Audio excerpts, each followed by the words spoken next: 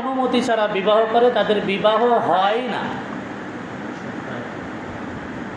বিবাহ কি হয়েছে? হয়নি।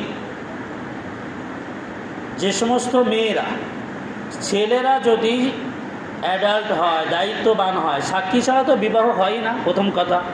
আর ওই যে কি বলে কোর্টে যে সাক্ষী বানায়, এটা ইসলামে বৈধতা দেয় না।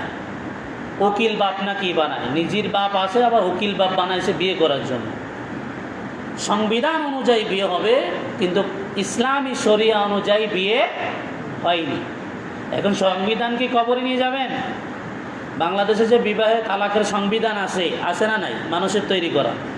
এখন এটা যদি কবরে নিয়ে যান, এই অনুযায়ী যদি বিবাহ করেন, ইসলাম বলছে মেয়ের বাবা যদি ছেলের সাথে বিবাহতে রাজি না হয়, বাবা না থাকলে ভিন্ন কথা, আরও যাদের দায়িত্ব আছে তারা, পারিবারিক সম্পত্তিতে যদি বিয়ে না হয় তাহলে সেই বিয়ে বৈধ না, এবং তার যে বাচ্চা কাচ্চা যা হবে যতদিন থাকবে সব গুনাহ হতেই থাকবে।